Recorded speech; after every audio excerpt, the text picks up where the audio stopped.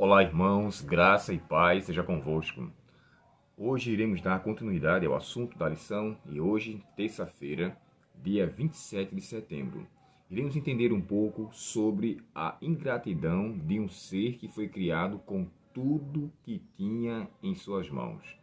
Irmãos, quando o livro de Ezequiel, inclusive não só Ezequiel, mas o livro também de Isaías, fazem menção a os reis que ali eram colocados em pauta, porque o livro de Isaías faz menção ao rei de Babilônia e o rei de Tiro, mencionado no livro de Ezequiel, os profetas fazem menção a seres sobrenaturais dos quais eles eram guiados. E nesses seres, ele descreve então a condição desse anjo antes da sua rebelião. E ali ele entra em detalhes sobre pontos dos quais no qual esse anjo foi dotado. E é interessante porque o livro A Verdade sobre os Anjos, quando faz menção sobre isso, ele chega a declarar que Lúcifer, quando foi criado, ele era dotado de tudo que era perfeito. E olha que coisa interessante.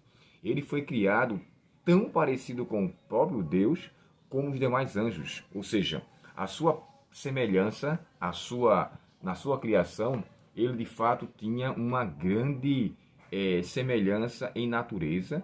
Só que, claro, quando eu falo assim natureza, eu falo no sentido mais externo e em sua conotação de caráter também. Isso nos torna ainda mais impressionado, ou seja, isso nos impressiona ainda mais, nos trazendo assim um senso de como a pessoa de tal nível chegou a tal condição. Como é que a pessoa que era perfeita, uma pessoa que tinha tudo, que tinha brilho, que tinha inteligência, que tinha aparência, formosura, e chegou a essa decadência? Olha só o que é que diz o livro A Verdade sobre os Anjos em relação a ele. Deus fez Lúcifer bom e formoso, tão semelhante quanto possível a si próprio. Página 26. Mais embaixo ela chega a escrever assim, ó: Deus o fez nobre, havendo-lhe outorgado ricos dotes, concedeu-lhes elevada posição de responsabilidade. Nada lhe pediu que não fosse razoável. Deveria ele administrar o cargo que Deus lhe atribuíra, num espírito de mansidão e devoção, buscando promover exaltação de Deus, o qual lhe dera glória e beleza e encanto. Isso aqui, irmãos, me faz entender que não existia razão para Lúcifer chegar ao nível que chegou. Não houve necessidade, ou seja, almejar algo que ele não tinha antes.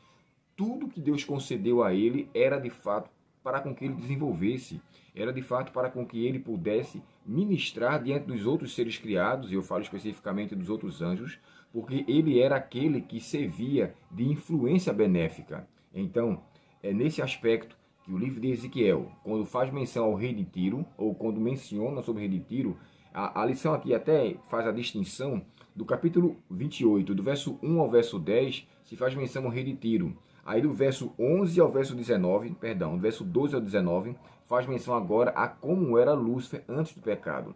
E aqui, irmãos, no verso 25, olha o que diz esse texto na versão Bíblia, na versão King James, né? A versão atualizada. Ela diz assim, ó: Naquele tempo eras perfeito e irrepreensível em teus caminhos, desde o dia em que foste criado, até que se observou malignidade em ti. Deixa eu fazer menção a um ponto que eu aqui passei por cima. Voltando à leitura. Naquele tempo eras perfeito e irrepreensível em teus sentimentos e atitudes, desde o dia em que foste criado, até que se observou malignidade em ti. Olha só de onde veio a palavra maligno. Maligno vem da expressão malignos, latim. Mal, né, vem de tudo que é perverso, e vem a expressão gnos, vem criação. Ele criou malignidade, criou o mal em seu coração. Quando a gente vai para a etimologia da palavra, a gente nota que não foi Deus o autor da criação do mal que foi gerado no coração de Lúcifer. Ele criou aquilo em seu coração. E Ellen White chega a descrever no livro O Grande Conflito que ele não sabia aonde aquilo iria lhe levar. O pecado começou, irmãos, em um ser misterioso, ou melhor, começou de uma forma misteriosa em um ser perfeito. Não tinha nada que ele pudesse desejar da qual ele não tivesse. E é interessante essa expressão porque no livro de Gênesis, no capítulo 4 e o verso 5, o próprio texto Aqui na mesma versão, Bíblia atualizada, a versão King James, chega a descrever assim, sobre esse texto. Quando Deus então pede a oferta a Abel e Caim, olha como aqui é descrito a questão da ira de Caim, ou por ele então se sentir rejeitado, ou a sua oferta ser rejeitada, né? Perdão. Caim não foi rejeitado. O que foi rejeitado foi a sua oferta e, consequentemente, a ele próprio. O texto fala assim, ó, e irou-se Deus contra Caim e não atentou para a sua oferta, para ele e para a sua oferta. Ou seja, o adorador ele tem que primeiro ser recebido e depois o que ele vai oferecer. Eu até fiz aqui um controvérsia quando eu disse que primeiro foi a oferta, mas não. Primeiro é o adorador, depois o que o adorador vem oferecer. Eu primeiro, quando vou adorar a Deus, irmãos, eu tenho que ser uma pessoa honesta, uma pessoa que represente a adoração sincera diante dos meus irmãos. Então, primeiro eu me dou a Deus, automaticamente, depois vem minhas dádivas, minhas ofertas, meus dízimos. Mas primeiro sou eu. Deus primeiro quer o adorador e depois aquilo que o adorador vai promover. E aqui nesse capítulo 4, o verso 5 diz assim, ó: Todavia não se agradou Deus de Caim e de sua oferta. E por esse motivo Caim ficou muito irado e seu semblante assumiu uma expressão maligna. Olha só, foi daqui também de onde se extraiu a primeira pessoa que assumiu uma forma do mal. E aqui você viu, tanto no capítulo 4, verso 5 de Gênesis, e aqui no capítulo 4 e o verso, capítulo 28 e o verso 15, fala que observou malignidade nele. Sabe, irmãos, eu vejo aqui muita ingratidão de Lúcifer, então. Ele, por ser um ser perfeito, por ser um ser muito mais diferente de todos os outros anjos criados, ele poderia dar muito mais glórias a Deus por esse dote, mas encheu seu coração de arrogância, soberba e aquele orgulho maligno que ele traz tanta perniciosidade, que ele traz tantos males. É por isso que hoje, quando em alguns casos alguém vai fazer algum exame e está com algum nódulo, ou algum caroço, ou alguma coisa, a preocupação é, esse tumor, esse caroço, isso que eu estou sentindo, né? Como é que eu posso dizer assim? Esse caroço, na verdade, que eu tenho aqui, eu usar um outro termo, ele é benigno ou maligno? Porque maligno, de fato, quer dizer funesto, quer dizer mal, quer dizer pernicioso, quer dizer aquele que traz morte. E é o que se teme hoje.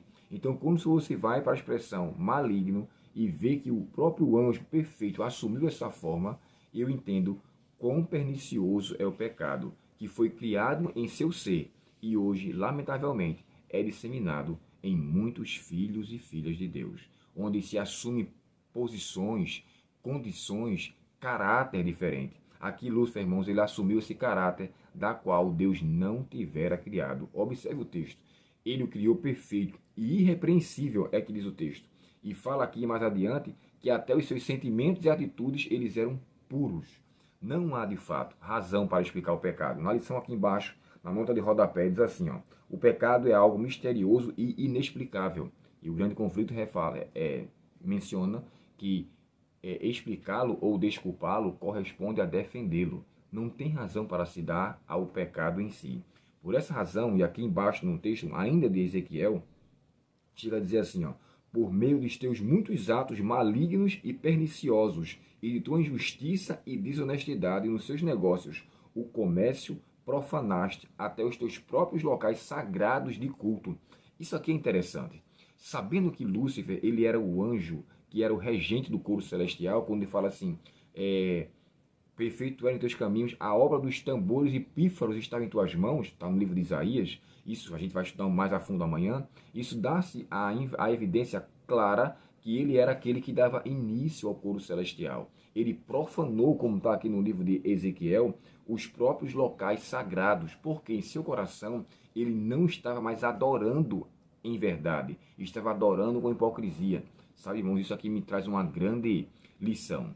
Quando eu estiver na casa de Deus, eu não posso estar com hipocrisia. Eu não posso estar adorando ali com coisas não resolvidas lá fora. Eu tenho que chegar ali, como diz o livro de Eclesiastes, né? Guarda o teu pé quando entrares na casa do Senhor. Que as coisas imperfeitas, tudo que é problemático, fique lá fora. E eu posso adorar a Deus de verdade. Aqui Lúcifer demonstra que ele profanou os lugares sagrados.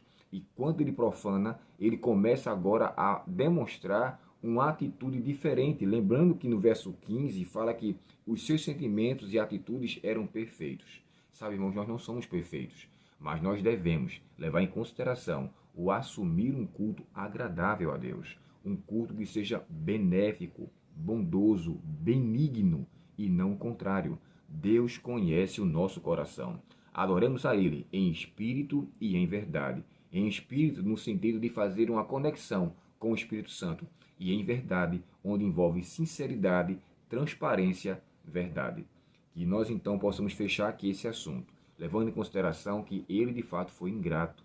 Lúcifer foi ingrato por tudo que lhe foi concedido. Será que nós não somos ingratos também por tudo que Deus nos deu e às vezes nos apegamos com mesquinhez a pequenas coisas que causam divergência entre mim e o meu irmão, de maneira que me corrompa por completo? É um ponto que deve se pensar e refletir e levar em consideração. Peçamos a Deus que temos em nosso coração tudo aquilo que é bom, verdadeiro, amável e honesto. E assim, nosso culto seja agradável ao Senhor. Oremos então nesse momento. Querido Pai Celestial, te agradecemos, Senhor, pela bondade do Senhor para conosco. Nos ajuda, Senhor, a sermos benignos com a tua benevolência. Nos ajuda a sermos bondosos com a característica do fruto do Espírito através do Senhor para conosco.